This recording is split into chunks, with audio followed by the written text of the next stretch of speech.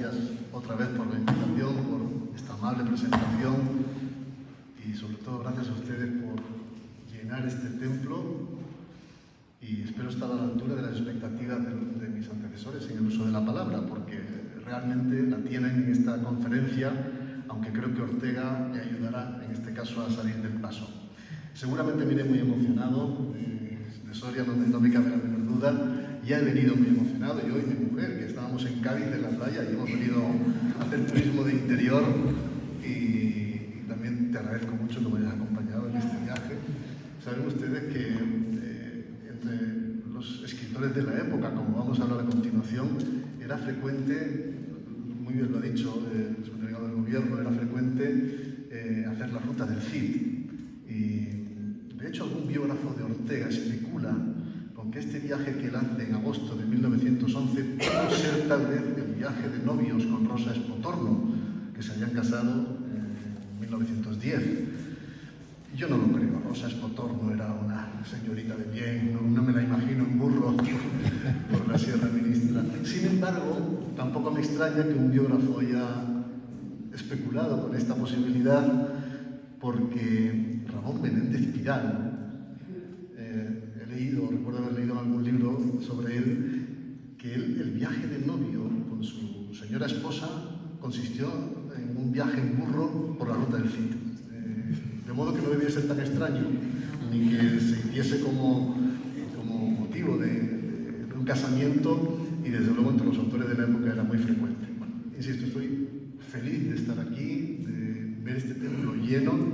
Realmente me resulta emocionante, tanto a las personas que he conocido, la exposición que he podido visitar esta mañana y sobre todo comprobar de primera mano la ilusión con la que Alberto, Javier y Javier, los dos Javieres, han organizado la exposición, la peña cultural, el interés y la autenticidad que ha puesto en este acto. Créanme que no exagero cuando les digo que me resulta muy emocionante, porque hace ya meses que estamos hablando de esta exposición. Han venido por la fundación, han pedido materiales y el cuidado con el que han hecho los carteles y, en fin, todas las imágenes que acompañan a la exposición. O sea que me siento feliz de acompañarles y de poder tomar la palabra en este acto. Intentaré ser breve porque hace unos días me preguntaba Alberto, ¿cuánto tiempo durará la conferencia?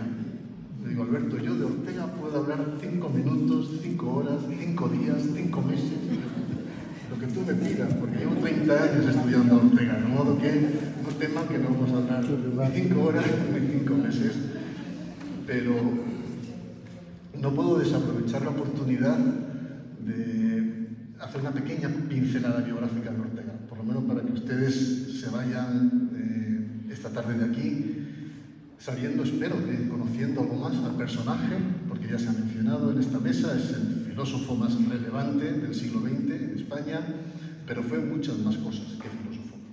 Ortega fue catedrático, fue escritor, periodista. Él decía, probablemente yo no sea otra cosa que un periodista, dijo de sí mismo, filósofo sin duda, y la mente más importante, desde luego, de la primera mitad del siglo XX en España, sin ninguna duda. Y un gran escritor, Julián Marías, que fue uno de sus discípulos, en la biografía de Ortega dice, Ortega es en esencia un escritor, es lo que venía a decir, ¿no? Y el texto que espero también dedicarle unos minutos para hacer el análisis que hemos escuchado esta tarde y que vamos a comentar, es un buen ejemplo de la mejor literatura del siglo XX en lengua española, ¿no? Y verán ustedes cómo espero poderlo demostrar cuando hagamos el análisis del texto. Respecto a la biografía de Ortega, ¿qué deben ustedes saber de Ortega? Porque Ortega es un autor en el que uno entra y sabe cuándo entra, pero no cuándo va a salir de su obra. Probablemente no salga uno nunca y probablemente lo lea de forma diferente en las distintas etapas de su vida, porque uno no lee igual a los 20 que a los 50 o que a los 80. La sensibilidad vital cambia nuestra sensibilidad vital y los textos nos dicen cosas diferentes en función del momento vital en el que estemos y el contexto cambia también. Por lo tanto, yo les invito a que sencillamente entren en la obra de Ortega. Hay textos disponibles en internet y que se dejen seducir por la literatura de Ortega. Este texto se publicó, como bien se ha señalado, en agosto, el 25 de agosto, 25 de julio de 1925, en el periódico El Sol, un periódico fundado en 1917 por Ortega y un gran empresario, un industrial vasco, Nicolás María Urgoiti, presidente de la papelera española. Ese texto después lo recoge Ortega en el volumen quinto del Espectador, que era una revista unipersonal que había fundado Ortega en 1916 y de la cual se publicaron 8 tomos hasta 1934. Y en ese tomo quinto recogió este fragmento titulado Nuestra Señora del Arnero.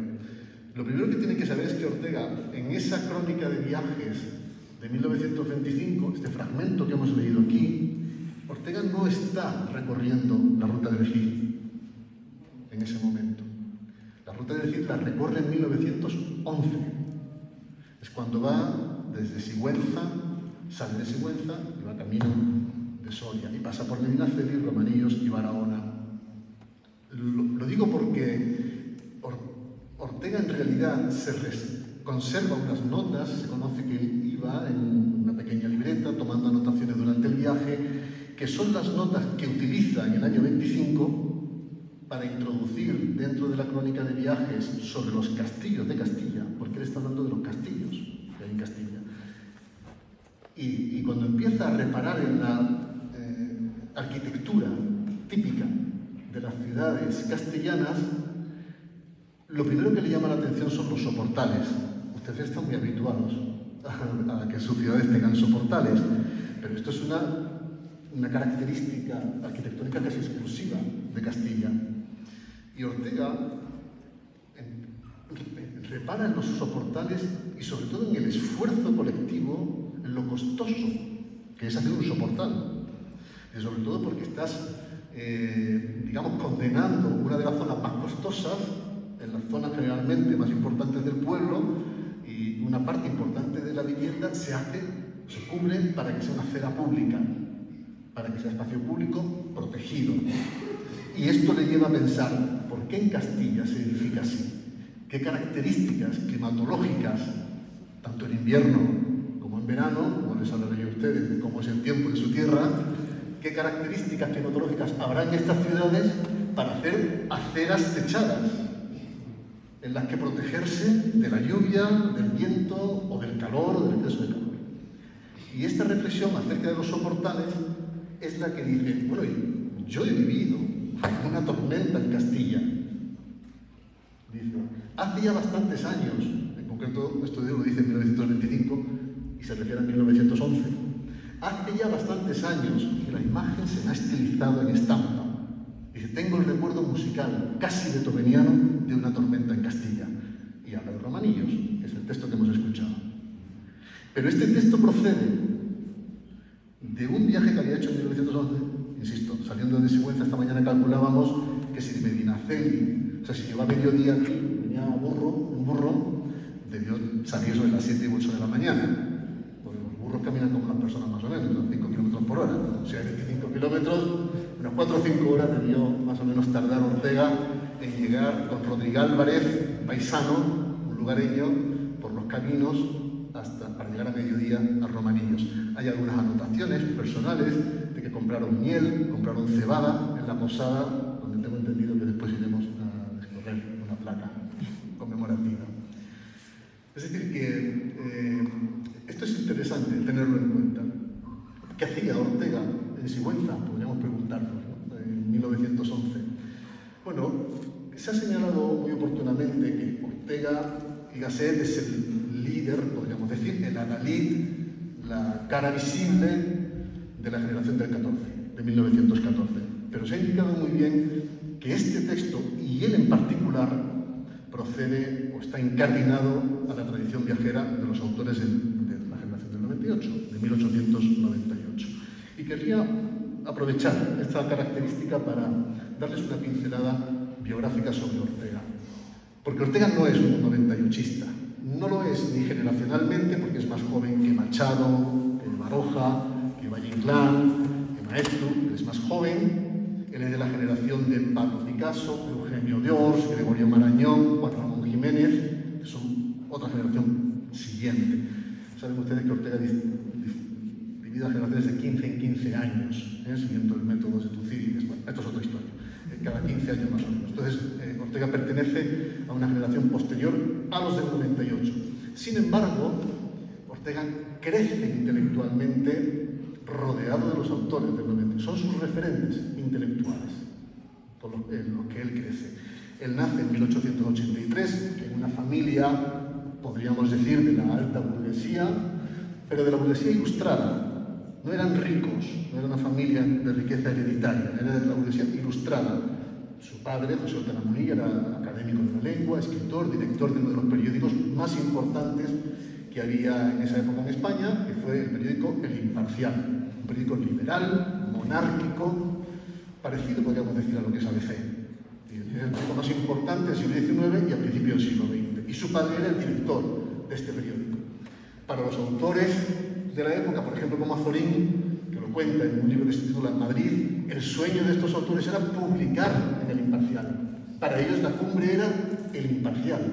Venir a Madrid y publicar en El Imparcial era haber triunfado. Entonces, expectativas profesionales, intelectuales, literarias y culturales. Y en ese seno, porque el periódico El Imparcial pertenece a los Gasset, por eso Ortega dijo de sí mismo que él era periodista por uno y otro lado familiar. Por el lado de los Ortega, su padre era un importante periodista, escritor, académico de la lengua y director del Imparcial. Pero es que por parte de su madre, Dolores Gasset, hereda un paquete de acciones del periódico El Imparcial, porque el padre pertenecía a los Gasset. Por lo tanto, Ortega ya nace, podríamos decir, en esa cumbre cultural o intelectual que es el periódico El Imparcial. Me gustaría que se imaginaran a ese niño Ortega, porque las personas que lo han escrito sus biografías y los testimonios que quedan hablan de una inteligencia realmente muy por encima de lo habitual entre nosotros, entre las personas, ¿no? Su propio maestro, saben que en esa época era frecuente que tuvieran maestros particulares o instructores particulares. Su propio maestro que le daba clase cuando era un niño de 5, 6, 7 años en el Escorial, porque la familia solía veranear en el Escorial, como hacían muchas buenas familias también de Madrid, que veraneaban en el Escorial, y el maestro le decía al padre: atención a este hijo, le decía, dice, tiene algo en su inteligencia, dice, quiero que presiente lo que le voy a explicar antes de que se lo explique. Le decía el maestro al padre: presiente lo que le voy a explicar antes de que se lo explique. De todas las anécdotas que hay muchas de su infancia, a mí hay una que me parece bastante reveladora del personaje del que estamos hablando y de la mente poderosa de la que estamos hablando y que se convirtió en José Ortega y Gasset. Con 10 años, veraneando en el Escorial, en esta casa de oficios del Escorial, debió tener unas fiebres altas aquel verano. No sé bien por qué, pero pasó prácticamente todo el verano recluido en su habitación de la casa de oficios con unas fiebres bastante altas. Y el hermano, Eduardo Ortega y Gasset, el hermano mayor, entró corriendo un día en la habitación. Pepe, le decía Pepe. Dice, y entré, lo cuenta Eduardo, entré en la habitación y me encontré a mi hermano, que les recuerdo que tenía 10 años, sentado en el borde de la cama, con la mirada como perdida en el horizonte. Dice, y me dijo mi hermano: Eduardo, acabo de terminar de leer todo Balzac. Dice, me ha despertado tantas ideas que temo que se me escapen antes de ponerla por escrito. Tráeme papel y lápiz. Un niño de 10 años. Entonces, eso se le quedó al hermano tan grabada, esa anécdota, que creo que nos da una idea del personaje del que estamos hablando, ¿no? Porque claro, lo habitual para Ortega era que en la mesa de la cocina, donde su padre, que era una persona por otra parte muy campechana, José Ortega Munilla, pues recibía a los escritores, Valle Inclán, Baroja, Machado, Juan Ramón Unamuno. Iban a la casa de Ortega y allí en la mesa de la cocina hablaban generalmente del artículo que querían publicar o del asunto político del día, y el niño Ortega crece escuchando a estos autores, a estos intelectuales. En ese caldo de cultivo es en el que crece Ortega. Empezó estudios, bueno, él estudió en los jesuitas, lo mandaron los padres a estudiar a Málaga, a San Estanislao del Palo, en Miraflores, en Málaga, y tuvo una formación, por tanto, jesuítica, asunto del que no entraremos, pero era bastante crítico con la formación jesuítica. Él fue una persona en absoluto anticlerical, pero sí llevó una vida totalmente fuera de la Iglesia Católica durante toda su vida, Ortega. Fue el segundo de 4 hijos, nace, como digo, en esta cumbre intelectual, en este ambiente cultural, y empezó filosofía y letras en la Universidad de Deusto, en Bilbao, también derecho. Derecho finalmente lo abandonaría y no lo terminaría, y sí terminaría en Madrid filosofía y letras en 1902. Consiguió entonces una beca de la Junta para la ampliación de estudios para irse a estudiar a Alemania en particular. Estuvo en 1905 en Leipzig, en 1907 en Berlín y en Marburgo, donde volvió después en 1911, ya casado en 1910, como dijimos antes, con Rosa Espotorno. De hecho, Rosa Espotorno debió ir embarazada a Marburgo porque Miguel Germán, su primer hijo, nació en Alemania en 1911. En esta época todavía se debate si estudiar filología o filosofía. Es importante este detalle biográfico para entender después la composición de los textos de Ortega. Allí conoce, es la cuna del neocantismo, allí conoce a Hermann Cohen, que era el príncipe de la filosofía en Marburgo en esa época, pero también a Hartmann, a Latour, a Simmel, grandes filósofos. A Edmund Husserl, si hay alguien de filosofía en la sala, sabe que es el padre de la fenomenología, un importante filósofo de principios del siglo XX, con quien llegó incluso a tener amistad con Husserl, e influirá bastante el pensamiento de Husserl, la fenomenología, en la filosofía de Ortega. De los rasgos biográficos que más llaman su atención durante esta época de formación en Alemania está que lee a Kant y a Nietzsche en alemán. Dice que se ha pasado 5 años en la cárcel de Nietzsche. Leer a Kant en alemán no es tarea sencilla, y él lo hace. Lee a Kant en alemán, también lee a Descartes y en francés. De hecho, en sus diálogos con Descartes llega a formular Ortega la base del racionalismo. Ustedes saben que Descartes dijo, pienso, luego existo. Y Ortega reformuló el principio cartesiano diciendo, no, porque existo, pienso. La existencia es previa al pensamiento. Y esto es la base del racionalismo, pero no es el tema de la conferencia de hoy. Por ahí más o menos cuando empieza el asunto, ¿no? En 1934, en uno de los pocos textos autobiográficos que Ortega nos dejó, que se titula El prólogo para alemanes, porque el año 34 Alemania está en una situación complicada, como ustedes se pueden imaginar. Ortega se va a publicar una edición de sus obras en alemán, y Ortega es bastante pudoroso, porque teme que el lector alemán no entienda los textos si estos se sacan de contexto. Porque la mayor parte de la obra de Ortega se publica en la prensa. Esto le granjeó, le facilitó una democratización de su filosofía, llegar a grandes públicos, poder llevar una actividad política importante desde la tribuna de la prensa, pero una filosofía hecha no en libros o en mamotretos filosóficos, no en el ámbito seguro, cerrado y firme de la universidad, sino en la hoja de periódico, tiene el riesgo de estar sujeta a los vaivenes del propio progreso social, de las propias circunstancias políticas o coyunturales de cada momento. Sin embargo, Ortega acepta este reto, este riesgo, y publica toda su obra en las páginas de los periódicos. Hasta el año 32. En el año 32, después de la experiencia para él negativa de la Segunda República Española, se aparta de toda actividad política y empieza lo que él llama su segunda navegación, y se retira a sus grandes obras filosóficas que escribe a partir del año 32. Pero hasta el año 32 ha sido un gran activista político, escribiendo en los periódicos permanentemente. El año 1914 es un año crucial en la biografía de Ortega, muy importante. Tiene 31 años, comienza de las 4 etapas del hombre que él dice, ¿no? El niño, el joven, el hombre adulto y el viejo, el anciano.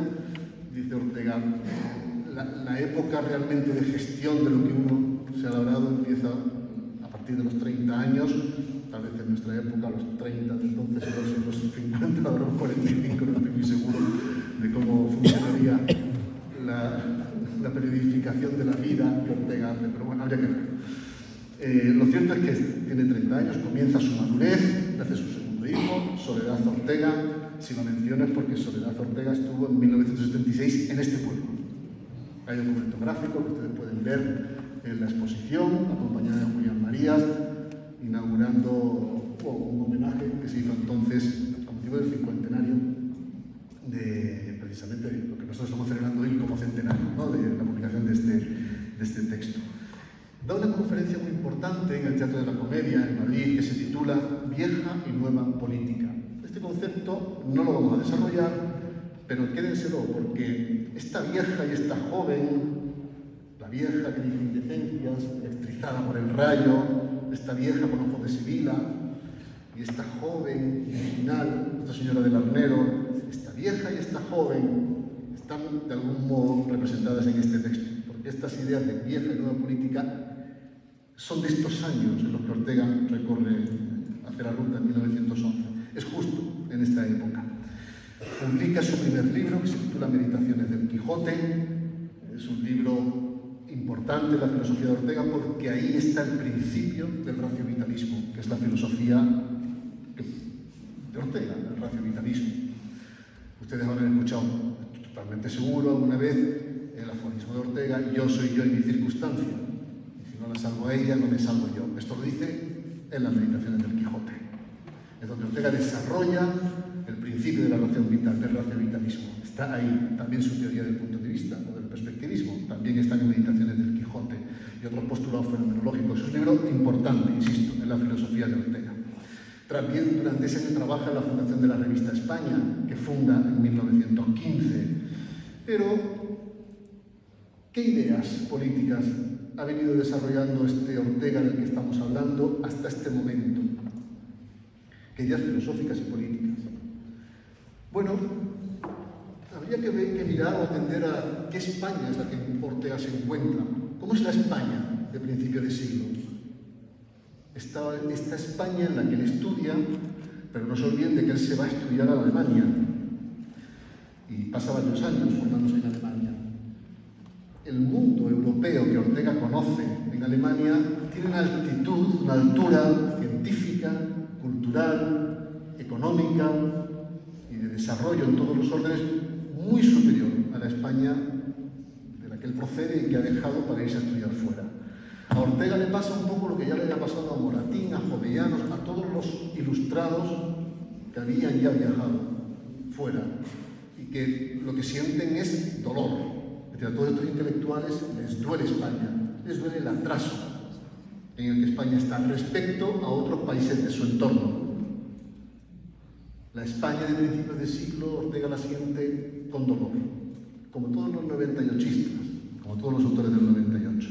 Lo que ocurre es que la perspectiva es distinta, porque los autores del 98 idealizan Castilla, idealizan la Ruta del Cid como símbolo de revolución, como símbolo de unidad nacional, y esa ensoñación, una España que ya no existe, es una perspectiva distinta a la generación del 14.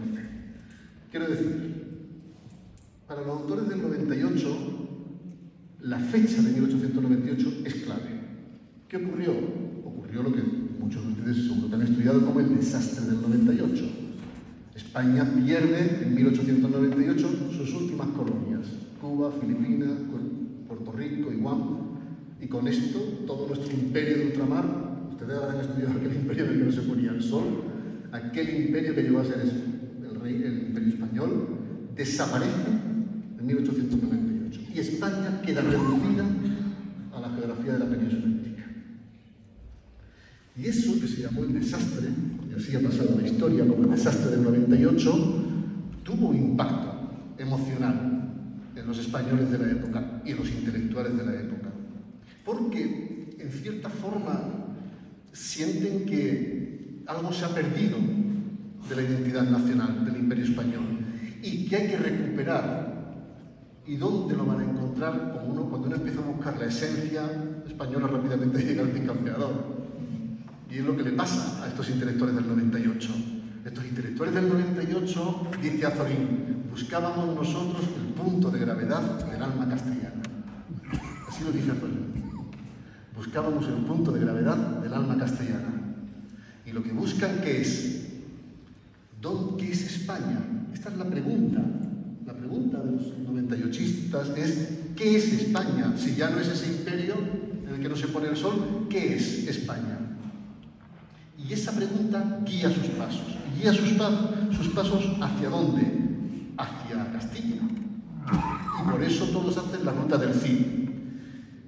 Por lo tanto, me gustaría que este texto que hemos escuchado, Nuestra Señora del Arnero, que habla de este pueblo, ustedes lo incardinen en esa tradición viajera del 98 que encuentra en el paisaje castellano, en su tierra, lo que encuentra es un recurso literario, un recurso existencial para reflexionar sobre la identidad nacional y la crisis de España. Por eso todos vienen aquí, a donde estamos hoy. Por eso todos recorren esta tierra. Azorín publica Castilla en 1912, precisamente. Es en la misma. Campos de Castilla, de Machado, es de 1907. Es decir, todos estos autores del 98 recorren Castilla, vienen aquí a este lugar en el que estamos, porque para ellos es un recurso, insisto, literario y existencial. Lo que ellos buscan es la esencia española, y el Cid se presenta, o para ellos representa, un símbolo nacional. En cierta forma vienen a decir los autores del 98 que Castilla, lo que esta tierra representa, es un reflejo del alma española. Piensen en el Cid, el destierro del Cid, el camino del Cid. En cierta forma son metáforas de la regeneración que necesita España.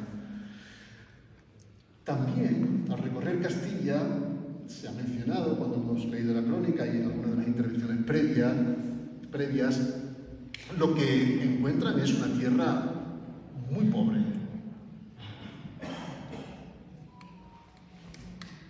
Una tierra muy poco desarrollada, muy atrasada o muy retrasada. Eso es lo que había aquí, en Castilla. Luego, en cierta forma, utilizan estos viajes no solo como reflejo del alma española, sino también para hacer una crítica a la España de su tiempo. Antes les decía que la conferencia del 14 de Ortega era vieja y nueva política.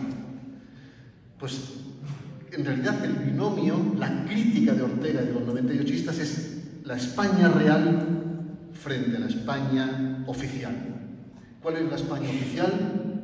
La España del caciquismo, la España nacida o resultante del sistema político de la Restauración borbónica bajo la monarquía de Alfonso XIII, que no en vano fue llamado, como saben, el rey político, porque era un rey que ponía y quitaba presidentes. No tiene nada que ver con la monarquía parlamentaria actual.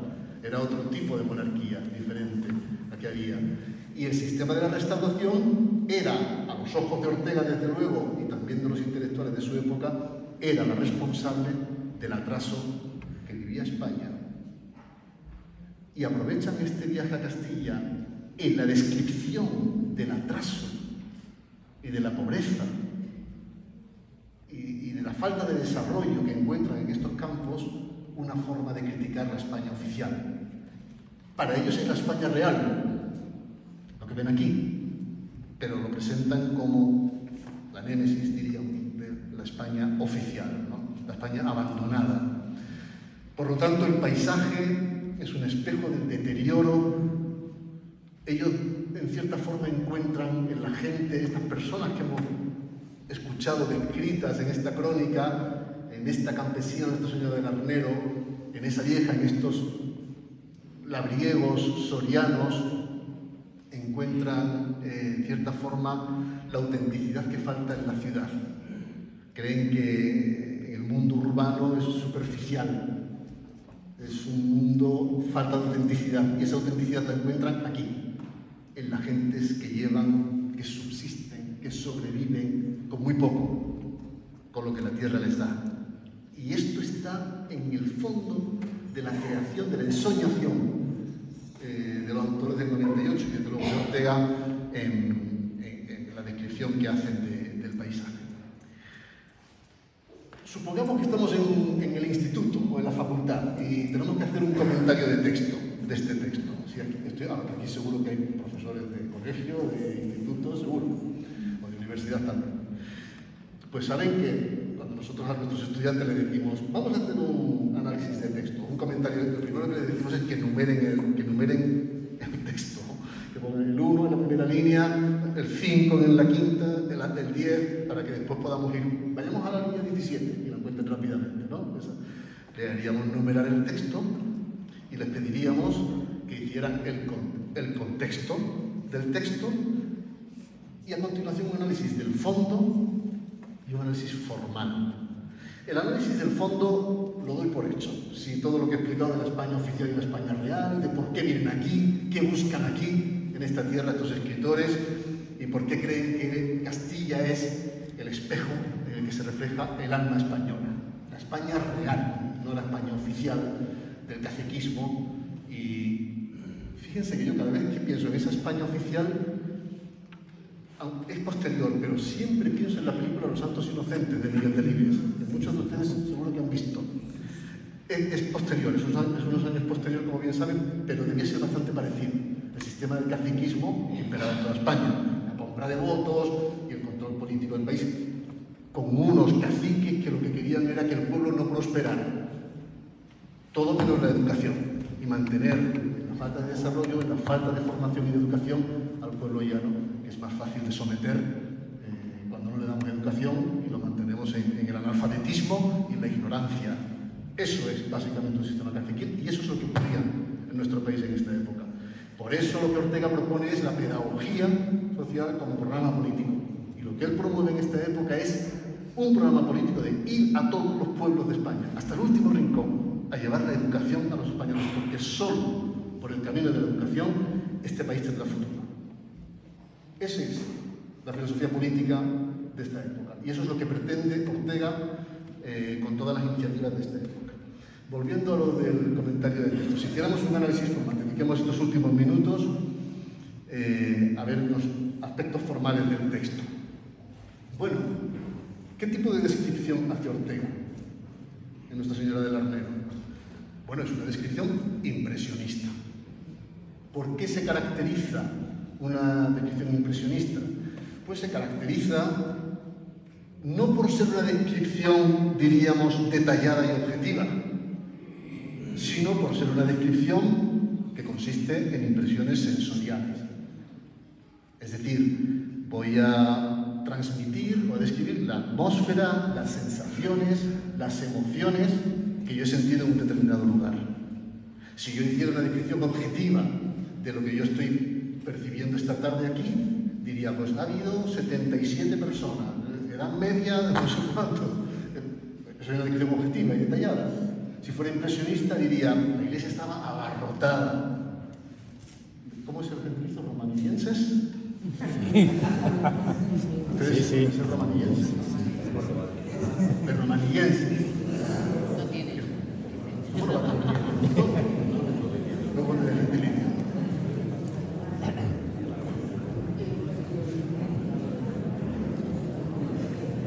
Diría que la iglesia está abarrotada de romanillenses, que, bueno, en fin, tendría que utilizar sensaciones que yo estoy sintiendo en este momento, que yo estoy percibiendo en sus caras, en su actitud, en el silencio y la atención con que están escuchando hablar de Ortega, en las personalidades y autoridades que nos acompañan, en fin, en la emoción y la autenticidad que yo he percibido en la celebración de este centenario, de este acto que estamos celebrando. Bueno, hablaría de una descripción impresionista.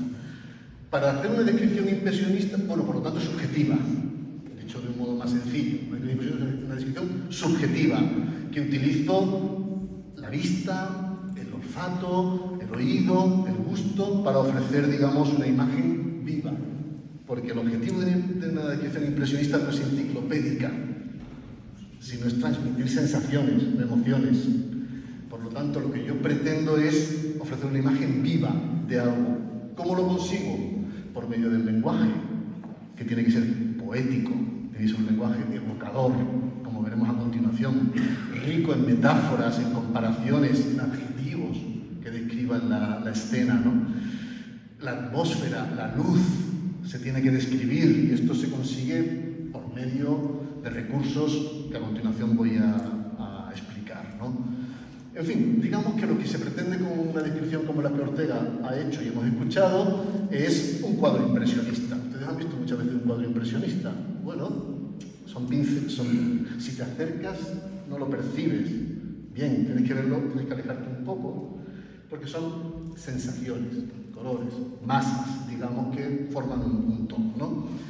Bueno, en los textos de viaje, algo obligatorio, más si es periodismo, porque esto se publica en un periódico, esto es una crónica de viaje, creo que lo hemos dicho ya. Es fundamental en cualquier texto de viaje que el lector sepa en todo momento dónde y cuándo, en qué momento está el viajero, las coordenadas espaciotemporales. Siempre que escriba un texto de viaje, si ustedes son aficionados a la literatura y quieren escribir su cuaderno de viajes, coordenadas espaciotemporales. No significa que estemos dando la hora todo el tiempo al lector, pero sí a mediodía llegué a Romanillos, por ejemplo. O entré en la posada, al atardecer diviso Barahona de las Brujas. Ese tipo de coordenadas espaciotemporales para que el lector sepa en qué momento ocurre. Los tiempos verbales, en este caso, desempeñan una función muy importante desde el punto de vista explicativo o descriptivo. Claro, Ortega está escribiendo esto en 1925, pero es una cosa que ocurrió, un hecho que ocurrió en 1911. Por lo tanto, está tirando del recuerdo. No hay nada más descriptivo que el pretérito imperfecto. Porque el pretérito imperfecto, si nunca lo han pensado, ¿por qué se llama imperfecto? Se llama imperfecto porque es un pasado no acabado, ¿no? Pues no sé, yo por ejemplo, iba con pantalón corto cuando era niño, pero no dices el martes 15 de junio del 75 iba con pantalón corto, sino que dices iba, solía, son verbos muy descriptivos, que algo se hacía así, ¿no? Era tiempo de agosto, dice Ortega en este texto, era tiempo de agosto, pretérito imperfecto, se andaba en la recolección, dice Ortega. Sin embargo, cuando quiere fijar una acción concreta en el tiempo, utiliza el pretérito perfecto simple, ¿no? Como por ejemplo, a mediodía llegué a Romanillos, ¿no? A mediodía llegaba a Romanillos, llegué a Romanillos, que es una acción acabada, un pretérito perfecto. Perfecto significa que es un pasado terminado, no imperfecto, es descriptivo. Y también utiliza el presente de indicativo con valor histórico. Todo el texto está escrito en pretérito desde el principio, según hemos escuchado, pero el quinto párrafo, que en mi opinión es el párrafo más importante de esta crónica, el quinto párrafo empieza en presente de indicativo. Dice Ortega que una nube redonda, torva, maléfica, mágica, asoma su hombro en presente de indicativo. ¿Por qué utiliza Ortega el presente indicativo con valor histórico, el presente histórico que también se llama? ¿Por qué pasa al presente indicativo cuando venía utilizando los imperfectos y los pretéritos antes? Pues porque lo requiere la acción. Porque tengo que actualizar algo que requiere movimiento y acción, que es la tormenta, la torbanera, los campesinos que entran en el zaguán. Revivir una escena. Si quiero revivir algo del pasado, puedo contarlo en pasado, puedo contarlo en presente. El presente le aporta al texto el movimiento que necesita, la rapidez, la agilidad que necesita, y lo revive, en cierta forma resucita un texto del pasado remoto, porque ya nos dijo al principio que hace bastantes años, pero la imagen se me ha estilizado en estampa, dice la primera línea. Por eso utiliza el presente histórico cuando llega la acción. De hecho, ese quinto párrafo es el único que está escrito en presente de indicativo, el resto está escrito en pretéritos. Otro elemento importante de este texto, desde el punto de vista de análisis formal, el campo léxico, los campos semánticos, los campos léxicos, ustedes saben a lo que me refiero. Son palabras que están relacionadas entre sí porque pertenecen a una misma idea, a un mismo concepto. Por ejemplo, lo rural. El campo léxico de este texto es el campo léxico rural. La acción ocurre en el campo. No en vano, Ortega enlaza otras palabras de este campo léxico. Recolección, eras, parvas, espigas, posada, zaguán, labriegos, costales de cebada recién aventada, fermentar, cosecha, tolvaneras, paja, caminos rurales, vegas, moza, chambra, ontanares, arnero, haba, recolección, carrascal. Es que está lleno el texto de palabras del campo léxico rural. Y esto es muy importante porque las palabras no están muertas en el diccionario, están muertas, pero en un texto reviven y crean imágenes en nuestra mente. Es más, no pasa nada porque no sepamos el significado de una palabra porque queda definida o descrita por el contexto. Por ejemplo, puede que muchas personas aquí en la sala no sepamos que es una chambra. A lo mejor es una técnica. Por cierto, esta mañana he tenido la oportunidad de visitar el museo antropológico que hay aquí, etnográfico, y es una delicia de la cantidad de vocabulario que hemos aprendido, aperos y de elementos propios de este mundo que hemos podido conocer y ponerle nombre y verlos, ¿no?, en el museo. Les recomiendo que lo visiten si no lo han visitado, aunque imagino que sí. Pero todas estas palabras quedan descritas por el contexto. La chambra blanca se hincha. Dice, ¿no? Entonces, entendemos que es una prenda de vestir bajo el doble viento elástico de sus senos, dice Ortega. Entonces, entendemos que es una prenda de vestir y ya después cuando buscas en el diccionario efectivamente lo es, ¿no? Bueno, de los recursos literarios del texto probablemente el más importante es la metáfora. La metáfora, ya saben, que es una forma de comparar una realidad con otra, que guarda cierto grado de semejanza. La metáfora tiene un principio de vivificación muy importante, de revivir las realidades que se están contando. Probablemente la más importante del texto, lo digo porque atañe a Romanillos, es los pueblos, dice Ortega, estaban ceñidos por el cinturón dorado de las eras. Esto es una metáfora. El cinturón dorado de las eras. Están ceñidos por el cinturón dorado de las eras. Es muy descriptiva. Dice Ortega, las parvas relucían como joyas amarillas. Las parvas son como montones de paja, ¿no?, que se hacen cuando se van recolectando y se van haciendo las parvas. Relucían como joyas amarillas. Dice Ortega, les he dicho, una aldeíta náufraga en un mar de espigas. Por cierto, en el texto del Sol, dice Ortega, me preocupé de leerlo entero y para ver las comparaciones, dice Ortega, una aldeíta náufraga en un mar cereal. No dice un mar de espigas, dice un mar cereal. Y por cierto, el Estado, al que Ortega también le da un codazo, como era típico de esta época, dice, tan vasto, tan ruin, dice Ortega, tan bellaco, dice en el periódico. Eso de tan bellaco lo quitó después, lo del espectador, pero el de ser 25 también lo dice, tan bellaco. Tienen ustedes una reproducción del periódico El Sol, justo en la exposición, donde pueden leer estos detalles, ¿no? Él dice Ortega, una aldeíta náufraga en un mar de espigas. El concepto de mar, de agua, está muy frecuente. Claro, fíjense, si ustedes leyeran el texto del viaje del 14, del 11, que lo publican en el 14, y que no lo hemos leído, y casi nadie lo lee porque esto, cuando alguien quiere encontrar este texto, va del 25. Pero Ortega, aquel viaje que hizo de Sigüenza, Soria, pasando por Medinaceli y por Romanillos, que hizo en el 11, lo publica en el 14. Y si lo leyéramos aquí ahora, si tuviéramos tiempo, o hiciéramos un taller de lectura de textos de Ortega, encontraríamos permanentes alusiones a la comparación entre el campo y el mar, el océano.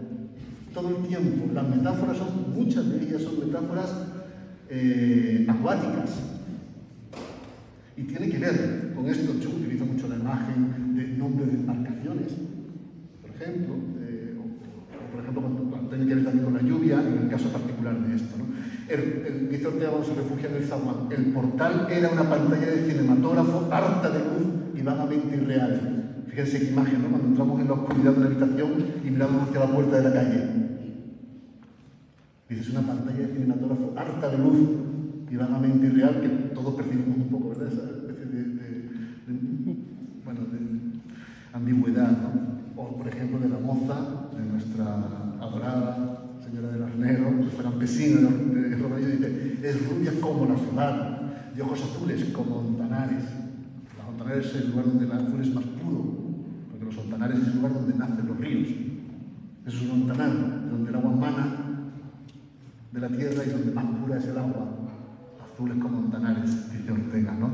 Y bueno, y lo de Barahona, esas lenguas que van persiguiendo, es un pueblo alucinante y alucinado, dice Ortega de Barahona, ¿no?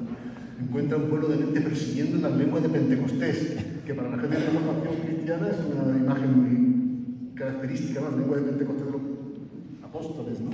Va persiguiendo una lengua de Pentecostés, que era un enjambre que se había escapado, ¿no? Y dice Ortega, es un espléndido e hirviente racimo de oro.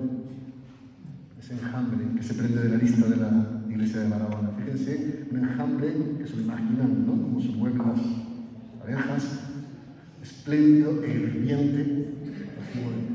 La precisión léxica de este filósofo que quería ser filólogo. No se olviden de eso que les dije.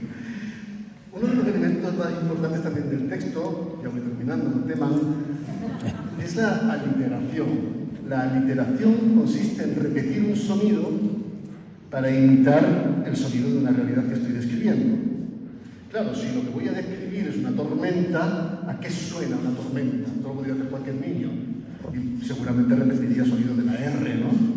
La R principalmente, o debe ser por el sonido consonántico que más asociamos a la tormenta, ¿no? Y efectivamente, eso ocurre en el párrafo quinto, que ustedes deben releer después de esta explicación que les estoy dando con mucha atención, porque van a encontrar el uso de verbos motores. Ya saben lo que ha pasado. Él estaba aquí, entra a refrescarse al zaguán de la posada, a mediodía, sería un día como el de hoy, asfixiante, y siente un frescor en el zaguán, en la oscuridad del zaguán, mira la... Y entonces, de repente, se desencadena una tormenta.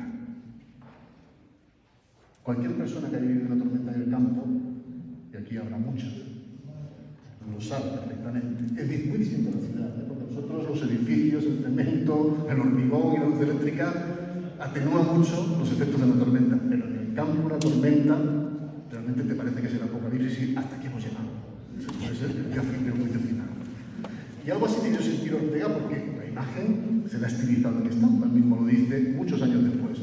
Claro, esta tormenta tengo que magnificarla, porque yo recuerdo el meteoro, lo recuerdo como algo gigantesco.